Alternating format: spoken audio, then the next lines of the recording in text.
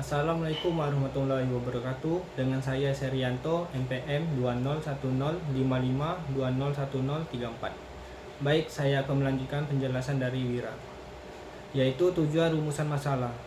Menjadi alasan tujuan pembuat di dalam perumusan masalah ini merupakan menjadi alasan mengapa penelitian tersebut dilakukan dengan bentuk sejumlah pernyataan secara langsung. Itu menjadi alasan para pembaca mengetahui gagasan yang disampaikan walaupun singkat. Pendoman yaitu tujuan batas rumusan masalah ini menjadi yang dilakukan oleh sang penulis di dalam menyelesaikan karya tulis ilmiah, baik skripsi maupun juga makalah.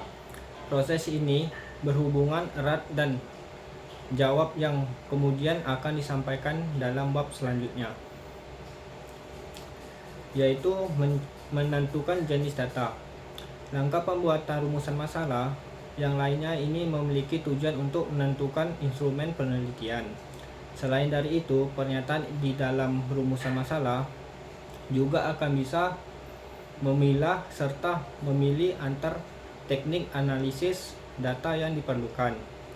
Misalnya, ialah menggunakan penelitian kualitatif ataupun juga mempergunakan penelitian kualitatif. Selanjutnya yaitu mempermudahkan penentuan populasi dan sampel.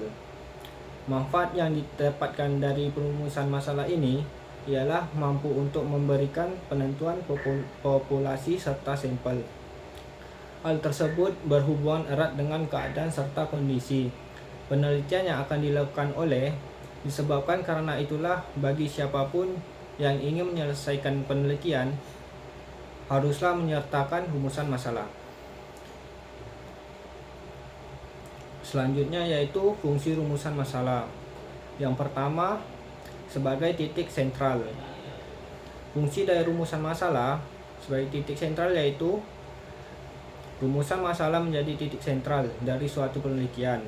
Hal ini mengandung makna bahwa arti penelitian juga membutuhkan pedoman dalam pelaksananya, yaitu pedoman penelitian. Tersebut ditemukan pada bab penelitian yang bernama rumusan masalah. Yang kedua yaitu sebagai sebuah solusi yang berfungsi sebagai pelaksana penelitian. Karena pada hal ini rumusan masalah berbentuk pertanyaan yang mencakup keseluruhan penelitian. Namun, solusi pada rumusan masalah ini merupakan solusi yang belum terwujud dikarenakan solusinya masih dalam bentuk pertanyaan yang harus diselesaikan dalam penelitian. Yang ketiga yaitu membuka pikiran penelitian. Rumusan masalah juga berfungsi sebagai jalan penelitian untuk membuka pikiran terhadap permasalahan penelitian.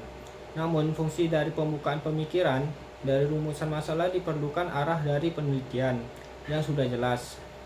Apabila arah penelitian tersebut belum jelas, maka kita sendiri akan kesulitan dalam fokus mencari solusi pada permasalahan penelitian. Oleh karena itulah, dalam beragam metode yang dipergunakan, bisa dikatakan bahwasanya tahap yang paling awal ketika kita akan melakukan penelitian adalah menyusun konsep untuk merumuskan masalah. Selanjutnya yaitu mendorong pelaksanaan penelitian, yaitu hal ini dikarenakan pada penelitian dibutuhkan faktor pendorong.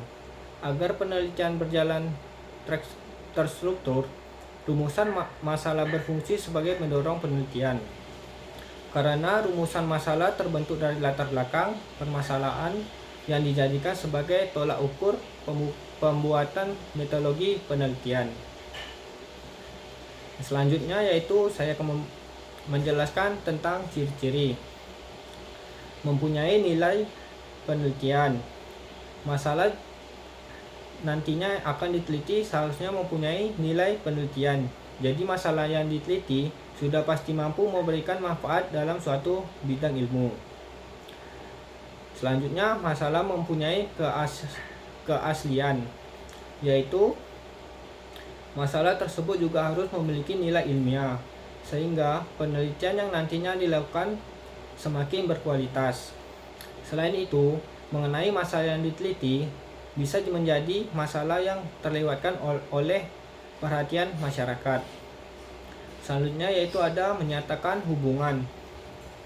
Menyatakan hubungan yaitu menjadi hal yang bersifat sering atau bahkan masalah sepele. Inilah mengapa harapannya hasil akhir penelitian ini menjadi fakta serta kesimpulan bermanfaat bagi bidang tertentu. Selain itu, terkait hasil akhir penelitian, kini bisa Anda terbitkan dalam suatu jurnal ilmu pengetahuan. Selanjutnya itu masalah perlu diuji.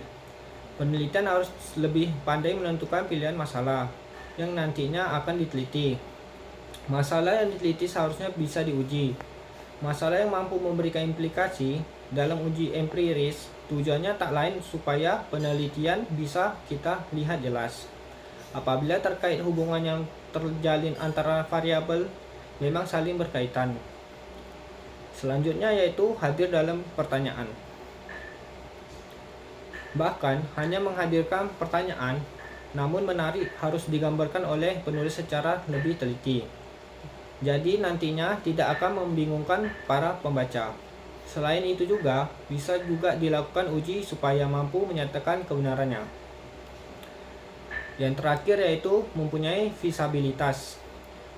Feasibilitas merupakan nilai pemecahan bahkan mudah dipecahkan. Jadi penelitian tersebut bisa Anda manfaatkan, bahkan tidak akan sia-siakan setelah ada kesimpulan yang didapatkan. Itulah tadi sekilas saya jelaskan tentang pengertian apa itu rumusan masalah. Selanjutnya saya jelaskan tentang contoh rumusan masalah. Yang pertama yaitu penelitian. Masalah yang mutlak haruslah dibentuk. Dalam contoh ini mengidentifikasi dari judul penelitian, yaitu pembantu biskuit. Pembantu biskuit bisa kita menyediakan makanan.